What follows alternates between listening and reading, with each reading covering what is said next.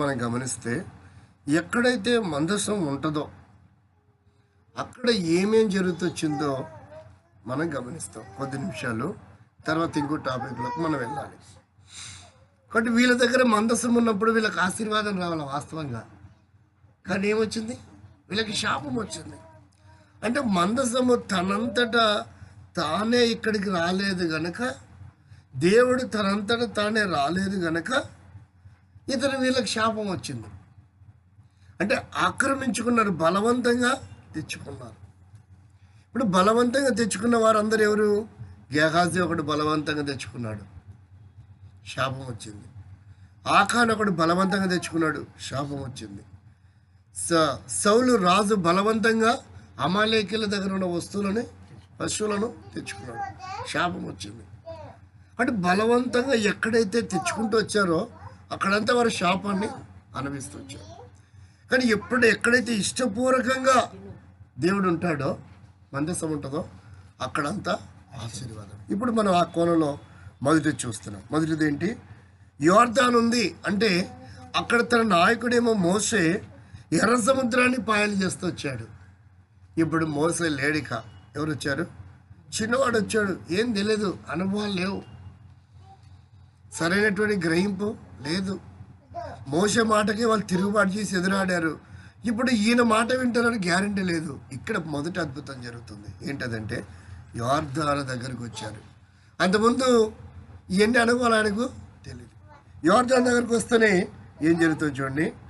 ఎవరి జీవితంలో మందసం ఉంటుందో అక్కడ ఎలాంటి అడ్డుబండలు ఉండవు. ఎలాంటి సమస్య అయినా సరే అతి సులువుగా వారు దాటి వెళ్ళగలరు. అందుకే మరలా చదువు 13వ వచనం. సర్వలోకనాథుడగు యెహోవా నిబంధన మందసం మోయు యాజకుల అరకాలు యోర్దాను నీళ్లను ముట్టగానే యోర్దాను నీళ్లు అనగా ఎగువ నుండి పారు నీళ్లు ఆపబడి ఏకరాశిగా నిలిచెను. అంటే ఇప్పుడు వారి ప్రయాణం చాలా సులువు అవుతూ వచ్చింది.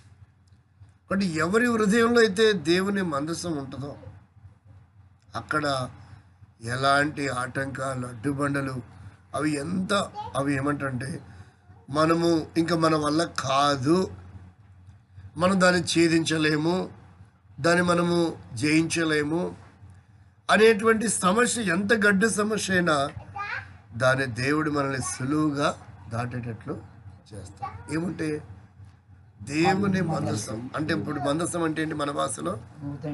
వాక్యమే. ఎక్కడుందంట? ఇప్పుడు రండి, హెబ్రీ పత్రిక 8వ అధ్యాయము 10వ వచనం. ఎక్కడుంది? ఎక్కడ ఉండాలి? ఆ దినం తర్వాత ఇశ్రాయేలీయుల ఇంటి వారితోను నేను చేయబోవు నిబంధన ఏదనగా వారి మనసులో నా ధర్మ విధులు ఉంచదును. అంటే దేవుడే ఉంచుతాడు, మనం ఉంచుకోలేం, మన వల్ల ఏ పని కాదు. దేవుడే ఉంచాలని ఇష్టపడుతున్నాడు. అయితే మనం అనుకూలపరచాలి ఆయనకి. ఆయన మన మనసులో ఉంచేదాని కొరకు మనం ఏమి ఇవ్వాలా? అవకాశం ఇలా. ఒకవేళ ఇవ్వలేదనుకో ఏం చేస్తుందో తెలుసా? అది కూడా చూద్దాం. మనసులో ఒకటే సరిపోదంట. ఇప్పుడు ద్వితీయోపదేశకాండం 6వ అధ్యాయం 4వ వచనంలో చూస్తే ఎక్కడ మరొక విధానంలో రాయబడుతుంది. రెండు ఒకే పదాలేమో మరి నాకు తెలియదు, కానీ ఆ వ్యాఖ్యానం అర్థం కాదు, కానీ నాకు తెలిసింది చెప్తున్నా. ద్వితీయోపదేశకాండం 6వ అధ్యాయము 4వ వచనం. ఇశ్రాయేలు వినుము, అద్వితీయుడగు యెహోవా నీ పూర్ణ హృదయంతోను, నీ పూర్ణాత్మతోను, నీ పూర్ణ శక్తితోను నీ దేవుడైన యెహోవాను ప్రేమింపవలెను. చదవండి 6వ వచనం వరకు చదవాలి. నేడు నేను నీకు ఆజ్ఞాపించు ఈ మాటలు హృదయంలో ఉండాలంట. అంటే హృదయంలో ఉంచడం అన్నా మనసులో ఉంచడం అన్నా ఒకటేనా అనేది నాకు కరెక్ట్గా తెలియదు, కానీ ఈ వ్యాఖ్యానంలో. కానీ హృదయంలో ఇదేమో ఇక్కడే మనం ఉంచుకోవాలి, అక్కడేమో ఆయనే ఉంచడానికి ఇష్టపడుతుంది. ఇప్పుడు మరొక చోటికి వెళ్దాం, అది ఎలా ఉందో చూడండి. అక్కడ మనం అవకాశం ఇవ్వాలని చెప్తుంది. మార్క్స్ వార్త 1:28. మనం అవకాశం ఇస్తేనే ఉంచుతాడనమాట. మనం అవకాశం ఇవ్వకుండా ఆయన మనసులో ఆయన మాటలను ఉంచాడు. కాబట్టి మనం అవకాశం ఇవ్వాలి. మార్క్స్ వార్త 1:28. వెంటనే ఆయన గురించిన సమాచారం మన్నించండి. రోమపత్రిక 1:28. రోమ 1:28. మరియు వారు తమ మనసులో దేవునికి చోటివ్వనొల్లకపోయిరి గనక చూడారా చేయరాని కార్యములు చేయటానికి భ్రష్ట మనసుకు అప్పగిస్తారంట. ఎవరు అప్పగించేది? ఎవరి జీవితంలో ఎవరి మనసులో అయితే దేవుడికి చోటు ఇవ్వరంటే వాక్యానికి చోటు ఉండదో వారిని దేవుడే భ్రష్ట మనసుకి అప్పగిస్తారు. అప్పుడు వాళ్ళు ఏం చేస్తారంట? ఇంకా వాళ్ళు ఆడింది ఆట, పాడింది పాట, ఏమైనా చేయొచ్చు. వాళ్ళు ఇక చంపనైనా చంపొచ్చు ఎదుటివన్నీ, లేదంటే వారికి వాళ్ళనైనా పొడుచుకొని చావచ్చు, లేదంటే ఏ నిప్పో ఏ నొయ్యో గొయ్యో పెట్రోలో యాసిడో లేదంటే ఏ ఖడ్గమో ఏ ఆయుధానికో బలి అయిపోతారు. ఎందుకు ఇలా జరుగుతుంది అంటే వాళ్ళందరూ పొడుచుకొని చేస్తున్న వాళ్ళ కారణం ఏంటంటే వారికి దేవుని మనసులో చోటు ఇవ్వలేం లేదు కనుక వారి ఆత్మహత్యలు చేసుకుంటున్నారు, వాళ్ళే కొట్టుకుంటున్నారు, చంపుకుంటున్నారు. ఇవన్నీ ఎందుకు జరుగుతున్నాయి? చేయరాని కార్యాలు అంటే మనుషులకు అంగీకారమైన కార్యాలు కాదు. దొంగిలించడమైనా, వ్యభిచరించడమైనా, నరహత్య చేయడమైనా ఇవన్నీ చేయకూడని కార్యాలు. ఇవన్నీ సత్ప్రవర్తనకు సంబంధించినవి కాదు. అందుకే ఎందుకు చేసుకుంటున్నారంటే వారి మనసులో దేవునికి చూడలేదు, అంటే వాక్యానికి స్థలం లేదు. అన్నిటికీ స్థలం ఉంది, ఎవరికి స్థలం లేదు? వాక్యానికి సమయం దేవునికి చోటు ఇవ్వడం లేదు కనుక వారు చేయరాని కార్యాలు చేస్తారు.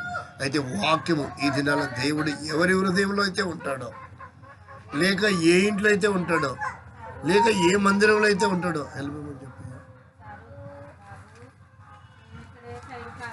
ఎక్కడైతే ఉంటారో అక్కడ ఎన్ని సమస్యలు, ఎన్ని గడ్డు పరిస్థితులు వచ్చినా చాలా సులువుగా మనం వాటిని దాటుకొని.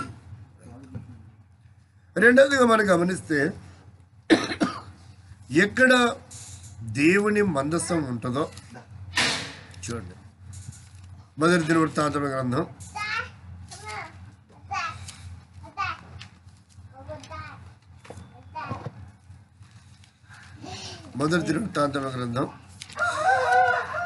13వ వచనం, 13వ అధ్యాయము 13-14 తన యొద్దకు దావీదు పురమునకు తీసుకొని పోగా దాని గిత్తీయుడైన ఒదేదేము ఇంటిలోనికి కొనిపోయారు. దేవుని మందసము ఒదేదేము ఇంటిలో తన కుటుంబం వద్ద 3 నెలలుండగా యెహోవా ఒదేదేము ఇంటిని వారిని అతని సొత్తంతటిని.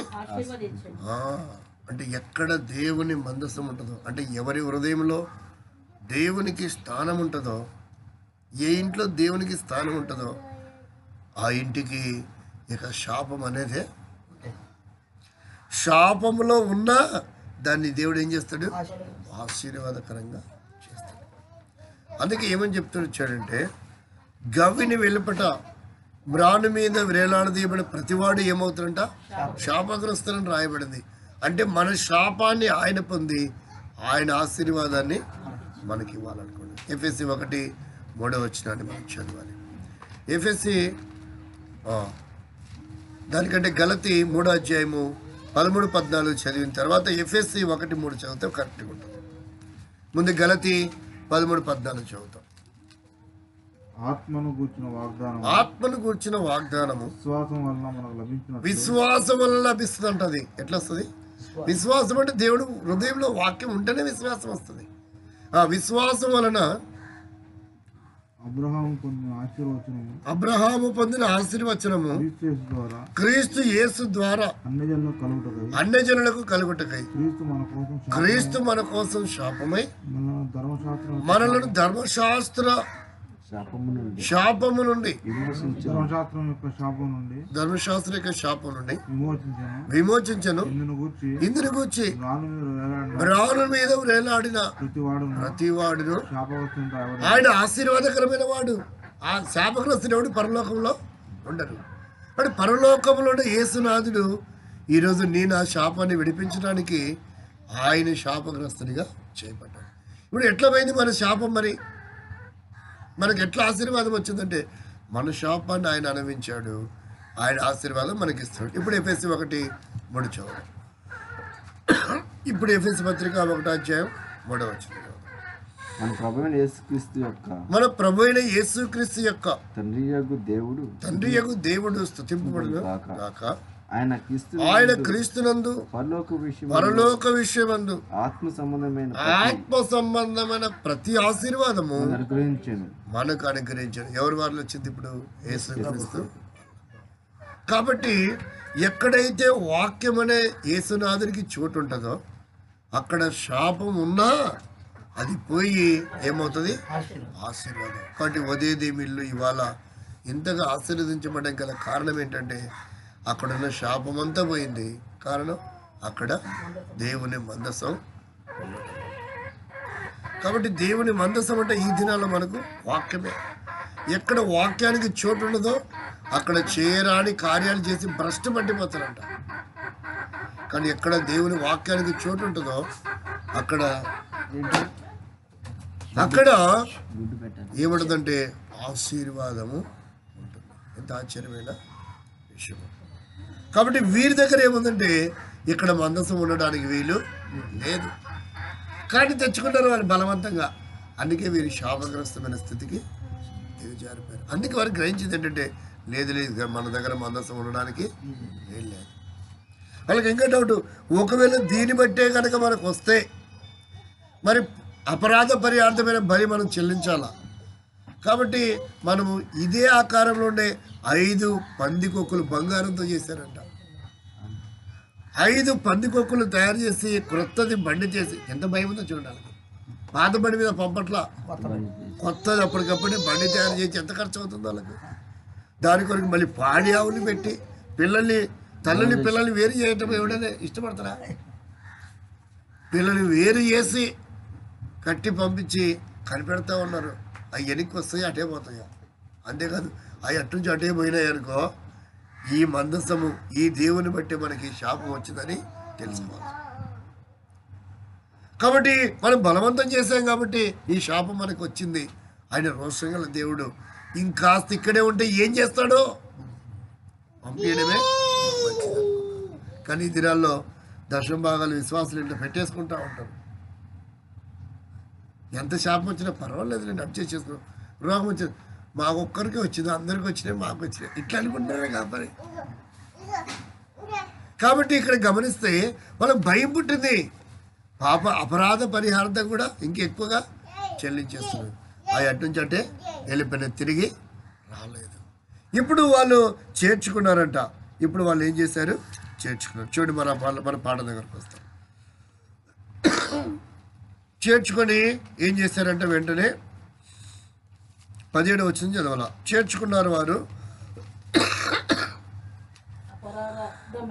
అపరాధార్థమైన అర్పణగా ఫిలిష్తీయులు చెల్లించిన బంగారపు గడ్డలు ఏమనగా అష్టోదు వారి నిమిత్తం ఒకటి, గాజా వారి నిమిత్తం ఒకటి, అష్కేలులోను వారి నిమిత్తము ఒకటి, గాతు వారి నిమిత్తము ఒకటి, ఎక్రోను వారి నిమిత్తం ఒకటి. ఇప్పుడు నా టాపిక్ ఏంటంటే అసలు ఈ గాతు వారు ఎవరు? ఈ 4 కాదు కానీ ఈ గాతు వారిని గురించి జ్ఞాపకం చేయాలి. గాతు వారు ఎవరు? కరెక్ట్గా ఎక్కడైనా మీకు తటస్థించారా? గాతు వారు కానీ గాతుకి చెందిన వంశీయులు కానీ ఎప్పుడైనా తటస్థించారా మీకు? అయితే అది చదవకుండా మీరు చదవలేకుండా దాటి వెళ్ళింటారు, వయసు మీద పడ్డారు కాబట్టి మర్చిపోయారు. అని ఇట్లాంటివన్నీ వాడితో నాకేం గుర్తుంది అబ్బాయి అన్నట్టు. కాబట్టి తటస్థించింటది కానీ మనం దాటి వెళ్ళిపోయి ఉంటాం. మనం ఎప్పుడు కూడా అనుకూలమైన పదాలనే ధ్యానం చేస్తాం. కానీ ప్రతికూలమైనటువంటి వాటిని మనం ధ్యానించాలి. ఈ గాతు వాడు ఎవడు అంటే మనము 17వ అధ్యాయం దగ్గరికి వెళ్ళాలి. ఎక్కడికి వెళ్ళాలా? 17వ అధ్యాయం దగ్గరికి వెళ్తే అసలు గాతు వాడెవడు, గాతు వాడికి ఇశ్రాయేలీయులకున్న సంబంధాలు ఏంటి? ఆ బైబిల్ తీయడమ్మా. చూడండి, వాడు ఏం చేస్తూ వచ్చాడు. గాతు వాడి పని ఏంటి, వాడు ఏం చేస్తూ ఉన్నాడు? 23వ వచనం, 17:23. వెంటనే షార్ట్ లైట్ ద్వారా వెలిగిపోవాలా. అతడు వారితో మాట్లాడుచుండగా గాతు ఫిలిష్తీయుడైన గొల్యాతు. అంటే ఇప్పుడు గాతు వారు ఇశ్రాయేలీయులకు శత్రువులు. అర్థమైందండి? వెంటనే అంత త్వరగా వెలగాలి మనకి. ఒక్కడ చదవని వీడి చరిత్ర ఏంటి, వీడు ఎక్కడ ఉంటాడు, వీళ్ళ భూభాగం ఏంటి, ఇవన్నీ కూడా ఇప్పుడు సెర్చ్ చేసిన అన్నీ వస్తాయా లేదా? అట్లా పెట్టుకోవాలి మనం కూడా సిస్టమ్. వెంటనే ఆ టాపిక్ రాగానే టచ్ చేయాలి దాని మీద, అన్నీ రిలీజ్ అయిపో. నేను అలా అలవాటు చేసుకుంటాను. ఇప్పుడు గాతు వాడేవాడంటే ఇశ్రాయేలీయులకు భయంకరమైన శత్రువు.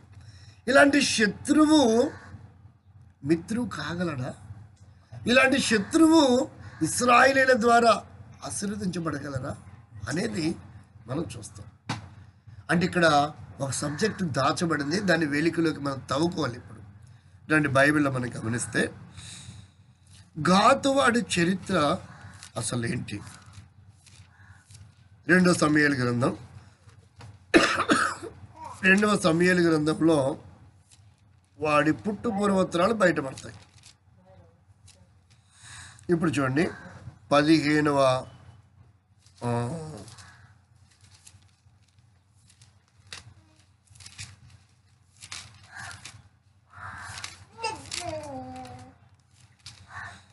రెండవ సమూయేలు గ్రంథంలో దావీదును వెంబడించిన ఒక వ్యక్తి మనకు కనపడతాడు.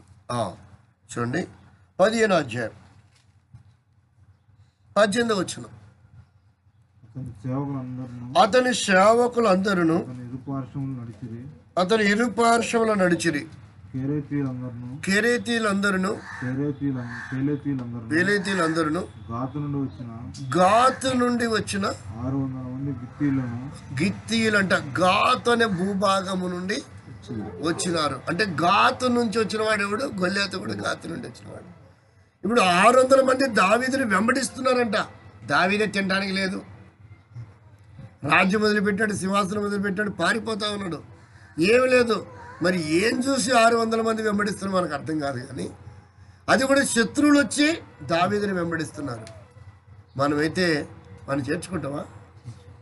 ఇక్కడ 600 మంది అంట, ఒక్కోడో ముక్క చేసి 600 ముక్కలు అవుతారు దావీదు. ఆ రోజు బాల్యంలో ఉన్నప్పుడే గాతు వాళ్ళ ద్వారా సమస్య వచ్చింది. మరి ఈరోజు దావీదు చేర్చుకున్నచ్చా? నాయన మీ శేషం కూడా ఉండకూడదు బాబు, మీకు దండం పెడతా అన్నాళ్ళు మనమైతే. కానీ 600 మంది వచ్చారంట. ఇక్కడ దైవ ప్రత్యక్షత కనబడుతుంది దావీదులో. ఏం కనబడుతుంది? దైవ ప్రత్యక్షత కనబడుతుంది. శత్రువులు ఇక్కడ గాతు వారు కనబడుతుంది. అందుకని ఏమంటారంటే రోమల 5లో మనం ఇంకనూ శత్రువులమై ఉండగా, ఇది మర్మం. ఇక్కడ మనం ఇంకనూ శత్రువులమై ఉండగానే ఇక్కడ దావీదు యేసుక్రీస్తు సాదృశ్యం ఉన్నాడు, గాతు వారు శత్రువులమైన మనకు సాదృశ్యం. అక్కడ దావీదు చేర్చుకున్నట్టు ఇక్కడ దేవుడు మనల్ని కూడా చేర్చుకున్నాడు. ఇప్పుడు చేర్చుకొని ఏం చేశాడో చూడండి. ఇప్పుడు సజెషన్ కూడా ఇచ్చాడు. 19:20 చదువు. రాజు గిత్తీయుడగు ఇత్తయిని కనుగొని, ఆయన పేరు గుర్తుపెట్టుకోండి, గాతు నుంచి వచ్చిన ఇత్తయి, ఇతని కనుగొని, నీవు నివాస స్థలము ఓరు పరదేశమై ఉన్నావు, నీవెందుకు మాతో కూడా వచ్చుచున్నావు? నీవు తిరిగిపోయి రాజున్న స్థలములో ఉండము, నిన్ననే వచ్చిన నీకు ఎక్కడికి పోదుమో తెలియక ఉన్న మాతో కూడా ఈ తిరుగులాట ఎందుకు? ఇక్కడ మరలా మనకు రూతు నయోమి చరిత్రలా కనబడుతుంది కొంత. అసలు కొత్తగా వచ్చాడంట. దావీదు ఎక్కడికి పారిపోతున్నాడు? దావీదుకే తెలియడం లేదు. పోయి రాజు దగ్గర, అబ్షాలోం దగ్గర ఉండవయ్యా, ఏదో స్థలం అని ఇస్తాను, ఒక ఇల్లు పాకను వేసుకోవచ్చు అని సలహా కూడా ఇస్తాడు. లేదు లేదు, మేము నిన్నే వెంబడిస్తాం. ఏమంటున్నాడు? నిన్నే వెంబడిస్తాం. చూడు ఏమంటాడు 20 నిన్ననే వచ్చిన నీకు నీకు ఎక్కడికి ఎక్కడికి పోదుమో తెలియకయున్న మాతో కూడా ఎందుకు నీవు తిరుగులాట ఎందుకు? నీవు తిరిగి నీవు తిరిగి నీ సహోదరులను నీ సహోదరులను తోడుకొని తోడుకొని పొమ్ము. కృపా కృపా సత్యములు నీకు తోడుగా ఉండను గాక అని చెప్పగా, ఇప్పుడు ఇత్తయ్య అంటున్నాడు, ఇత్తయ్య నేను చచ్చినను బ్రతికినను యెహోవా జీవముతోడు యెహోవా జీవంతోడు నా ఏళ్ళవాడవు రాజవు నా ఏలిన వాడవగు రాజవగు నీ జీవముతోడు నీ జీవముతోడు ఏ స్థలమందు ఏ స్థలమందు నా ఏళ్ళవాడను రాజవునో నా ఏలిన వాడగు రాజు నీవు నీవుందువో నీవుందువో ఆ స్థలమందే నీ దాసుడనైన నేను ఉందునని రాజుతో మనవి చేసింది. ఇక్కడ ఆశ్చర్యమైన విషయము ఒకటి అర్థమవుతుంది. ఇత్తయి ఘాతుకు చెందినవాడు, శత్రువు, కానీ దావీదు దగ్గరికి చేర్చబడ్డాడు. కాబట్టి దేవుని వాక్యం శత్రువులమైన మనం ఎప్పుడైతే చేర్చుకుంటామో అప్పుడే మన జీవితంలో అద్భుతము జరుగుతుంది. ఎప్పుడైతే దావీదును దగ్గరికి అర్జించాడో, దావీదు ఏం చేశాడు? తృణీకరించాడా? చేర్చుకున్నాడు, ఆశ్రమాన్ని కల్పించాడు. ఇప్పుడు దేవుడు కూడా ఎప్పుడైతే మన హృదయంలో దైవికమైన ప్రత్యక్షత, నిజమైనటువంటి దేవుని ఎరగకుండా జీవిస్తున్నాం, అందుకే ఆయన తలుపు తడతాడు, తీస్తే వస్తున్నాడు. కాబట్టి మనం ఆయనను అర్చించగలిగితే ఆయన మనకి ఇది చేయకుండా మాను. ఏ సమస్య ఉన్నా ఆయన దగ్గర పెట్టాలి మనం, అప్పుడు అది పరిష్కారము చేయబడుతుంది. ఆ సమస్య నా మీద వేసుకుంటా యేసు మాత్రం ఇన్ని లక్షల మంది, ఇన్ని కోట్ల మంది ఆడ చూస్తానులే, ఆయన అలసిపోడా? సూర్యుడి గారు మాట్లాడాడు, చేయడా అంటున్నాడు, ఏందో మరి అర్థం కాదు. చేస్తాడు అంటాడు, మళ్ళీ చాలా విచిత్రంగా ఉంటాయి అంగుల మాటలు. మరి ఆ తెలుగు ఏ మాట నేర్చుకున్నాడా? మాటలు బాగానే పాడతాడు మళ్ళీ. కాబట్టి ఇక్కడ మనం గమనించాల్సిన విషయం ఏంటంటే, అలా అనుకుంటే మనం ఎంతమంది నన్ను చూసుకుంటాడని, భూమి మీద ఉన్న 750 కోట్ల మంది ఒకేసారి కాల్ చేస్తే అందరికి సమాధానం ఇస్తాడు. నేను లైన్లో నీ బిజీగా ఉన్నాయి, కాసేపు ట్రై చేయడం అనేవాడు కాదు. ఇలా ఒకేసారి అందరితో ఆయన సమాధానం ఇవ్వగల దేవుడు, ఒకేసారి అన్ని సంగతులు మనవులు వినగల దేవుడు. కాబట్టి ఆయనకున్న నెట్వర్క్ అలాంటిది, అద్భుతమైనటువంటిది, అలాంటి జీవం గల దేవుడు. కాబట్టి తన ప్రజలకి ఎప్పుడు ఏం కావాలన్నా ఆయన దగ్గరికి వెళ్తే, కొంతమంది అంటారు గ్రామాల్లో, నా సహాయం కోరి వస్తే నేను కాదనలేనండి. అట్టి వారిలో ఈ కృపాకర ప్రభాకర కృష్ణమూర్తి గారు అంటే అలాంటి వారిలో అర్ధరాత్రం లేచి, సరే అయితే వస్తా, మందులు రాస్తా, డబ్బులు లేవా, పోయి నేనే కొనుక్కొట్టి చేస్తాలే అని టైం అనమాట. నీ కోర్టు సమస్యలు, కేసులు ఉన్నాయా, స్థలం లేదా, ఇల్లు వాకిలు లేదా, ఏం లేవు, సరే చూస్తాలే నా వంతు, నేను ఈయన తింటాను లేకపోయినా. కాబట్టి మరి ఈయన ఇలా చేస్తుంటే దేవుడు చేయడండి. కాబట్టి మనం ఆయన అడగాల్సిన విధానంలో అడగలేము. నాకు ఇది కావాలి ప్రభా, నా దగ్గర ఈ సమస్య ఉంది, ఏం చేస్తా, నాకు అనవసరం, ఇప్పటికిప్పుడు ఇది పోవాలా, ఇప్పటికిప్పుడు నువ్వు రావాలా అని మనం గట్టిగా పట్టుబట్టి అడిగితే ఆయన ఇవ్వకుండా ఉండేటువంటి వాడు. ఎన్ని సమస్యలున్నా ఇప్పుడు పోవాలంటే పోతాయి అంతే. ఇంకా వచ్చేది ఎవరు? ఇప్పుడు వెలుగు వస్తుంటే చీకటి ఇంకా ఆడనే ఉంటుంది, దాక్కొని వస్తుంటేనే ఇది మారిపోతాడు, స్విచ్ చేయగానే కనపడుతుంది. ఇంకా మరి జీవగల దేవుడు వస్తే ఆగుతుందా? ఎన్ని చీకట్లున్నా అవి పటాపంచలు అయిపోతాయి. కాబట్టి ఇక్కడ ఇత్తయి జీవితంలో జరిగిన చేర్చుకున్నాడు, అర్చించాడు. అద్భుతం ఏంటో తెలుసా? 18 అధ్యాయం కదా, అద్భుతం ఏంటో 18 అధ్యాయం చూస్తాం. 2 సమయాల గ్రంథం 18 అధ్యాయం. ఈ గాతువాడు ఎవడు అసలు ఏంటి? మొదటి 2 వచనాలు చదవండి.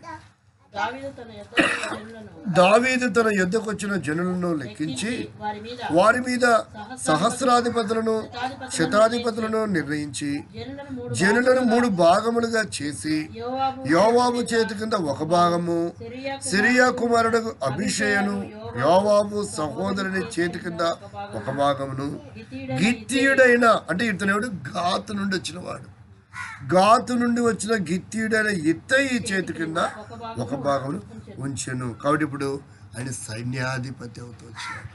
ఏమవుతూ వచ్చినాడు? శత్రువుగా ఉండవలసిన, దావీదుకు శత్రువుగా ఉండవలసిన గాతు వాడిన ఇత్తయి ఈరోజు దావీదు దగ్గరకు వచ్చట ద్వారా దావీదు దయ చూపిన విధానం, చేర్చుకున్న విధానం ఈరోజు అతన్ని సైన్యాధిపతిని చేసింది. అలాగే మన ప్రభువైన యేసుక్రీస్తు దగ్గరికి ఎన్ని సమస్యలతో మనం వచ్చినా ఆయన కూడా మనల్ని తృణీకరించేవాడు, చేర్చుకుంటాడు, అభయం ఇస్తాడు, ఆదరిస్తాడు. ఎలా అంటే చేయి తట్టి వెన్ను తట్టి మనల్ని ఏం చేస్తాడు? బలపరుస్తాడు, ధైర్యపరుస్తాడు, ఆయన స్థిరపరుస్తాడు. అంతేకాదు ఆయన స్థిరపరుస్తాడు. స్థిరపరచడం ఎలా స్థిరపరుస్తాడంటే ఇప్పుడు పోయిదరి మొదటి పత్రిక 5:10 చదవరా. ఎట్లా స్థిరపరుస్తాడు అంటే మనం ఎట్లున్నాం? అస్థిరులుగా ఉన్నాం. ఇప్పుడు ఆయన స్థిరపరుస్తాడు. ఎట్లా స్థిరపరుస్తాడు? చదవండి. మొదటి పేతురు పత్రిక 5:10. ఎట్లా స్థిరపరుస్తాడు అది కూడా మనం చూడాలి. తన నిత్య మహిమకు క్రీస్తునందు మిమ్మల్ని పిలిచిన సర్వకృపానిధి దేవుడు. కొంచెము కాలము అంటే ఇప్పుడు మనం శ్రమల పీరియడ్ లో ఉన్నామని అర్థం చేసుకోవాలా. కొంచెము కాలము శ్రమపడిన పిమ్మట తానే మిమ్మల్ని పూర్ణులుగా చేసి స్థిరపరచడమే కాదంట, బలపరుస్తాడు. అంటే ఇప్పుడు మనం కొంత శ్రమలో ఉన్నామని గ్రహించాలి. ఇప్పుడు దావీదే శ్రమలో ఉన్నాడు కదా అక్కడ. అంటే యేసుక్రీస్తు కూడా శ్రమలో ఉన్నాడు. ఎప్పుడు మనల్ని స్థిరపరిచి బలపరచడానికి ఆయన గెస్సెమనే తోటలో శ్రమలో భరించిన వాడిగా ఉన్నాడు. శిలువ మీద ఆయన శ్రమని భరించిన వాడిగా ఉన్నాడు. ఎందుకు? మనల్ని స్థిరపరిచి బలపరచడం. కాబట్టి ఈ భాగాలు మనం చూస్తే వారు గ్రహించారు ఈ శోధన ఎలా వచ్చింది, మనం తెలుసుకోలేకపోతున్నాం. బట్ ఎక్కడ మందస్సం ఉంటుందో, ఎక్కడ దేవుని సన్నిధి ఉంటుందో, ఎక్కడ దేవుని హృదయంలో వాక్యం ఉంటుందో అక్కడ ఆటంకాలు ఉండవు, అడ్డుబండలు ఉండవు. రెండవది శాపం ఉండదు, అక్కడికి ఆశీర్వాదం వస్తుంది. మూడవది ఎంత ఘోర పాపలమైన ఆయన చేర్చుకొని పాపములు కడిగి మనల్ని యేసుక్రీస్తులో ఆశీర్వదిస్తాడు. అంతేకాదు మనకి ఒక నాయకత్వాన్ని అప్పగిస్తాడు. సైన్యాధిపతి అంటే అర్థం ఏంటి? కొంతమంది ఆయన చేతుల కింద ఉంటారు. ఈయన నాయకుడు అవుతాడు ఇక్కడ. కాబట్టి యేసుక్రీస్తు పాపను క్షమించిన తర్వాత అనేకులు ఏమవుతున్నారు? సేవకులు అవుతున్నారు, సేవకురాళ్ళు అవుతున్నారు. అంటే వాళ్ళ నాయకులే కదా. ఇప్పుడు ఇక్కడ గిత్తయి జీవితంలో ఎట్లా గొప్ప కార్యం జరిగిందో మన జీవితంలో కూడా దేవుడు అదే చేయబోతున్నాడు. కాబట్టి ఎప్పుడు తెలుసుకున్నది ఇది? ఎప్పుడైతే అవిధేయతను తెలుసుకుంటామో అప్పుడు ఇవన్నీ మనకు జరుగుతాయి. ఎప్పుడైతే అవిధేయత ఉందో దానికి అపరాధ పని మనం ఏం చెల్లించిన అవసరంలా, అన్ని ఆయనే అయ్యాడు 5 రకాల బలులు. కాబట్టి మనం తెలుసుకుంటే చాలు, ప్రభువా నాలో ఈ అవిధేయత ఉంది, నాలో ఈ దోషం ఉంది, అందుకే నేను చేయరాని కార్యాలు చేస్తున్నా, అసభ్యకరమైన మాట్లాడుతున్నా, మనుషుల ఎదుటి వ్యక్తికి విలువ లేకపోతున్నా, దుర్భాషలు ఆడుతున్నా, సొంత కార్యాలు నీచంగా ప్రవర్తిస్తున్నా, ఎప్పుడేం చేస్తున్నా నాకు తెలియడం లేదు. దీన్ని బట్టి చూస్తే నా మనసులో నీవు లేవని నాకు అర్థమవుతుంది. వేరెవరో ఉండి ఇలా చేపిస్తున్నారు. నన్ను క్షమించు ప్రభా, వాడిని పంపించేసి నువ్వు రావాలి, నువ్వు నా మనసులోకి రావాలి. నేను ఆహ్వానిస్తున్నా, చేర్చుకుంటున్నా. ఎక్కడ ఇత్తయ్య ఒకరోజు నాయకుడు ఎట్లా అయ్యాడో నన్ను కూడా అలా ఒకరోజు నాయకుడిగా చెయ్యి అని మనం అడిగితే ఖచ్చితంగా దేవుడు చేస్తాడు. ఎలాగునా వీరు ఆశీర్వదించబడ్డారో, అడ్డబడలు తొలగిపోయినాయో, అసాధ్యమైన వాటిని ఏం చేశాడు? సుసాధ్యం చేశాడు. రెండవది శాపాన్ని కూడా ఆశీర్వదించాడు. మూడవది మనల్ని వాడుకోవడానికి నాయకుడిని చేస్తున్నాడు. అంటే అలాంటి గొప్ప అనుభవము మనందరూ కూడా కలిగించాలంటే దీనికి మార్గం ఒకటే, మన తప్పిదం కరెక్ట్గా మనం తెలుసుకొని దాన్ని సరి చేసుకుంటే చాలు. దేవుడు అద్భుతం చేస్తాడు. అలాంటి ఆశీర్వాదం ఇత్తయి పొందినటువంటి అనుభవం మనందరం కూడా పొందదు గాక. ప్రార్థన చేసుకుంటాం.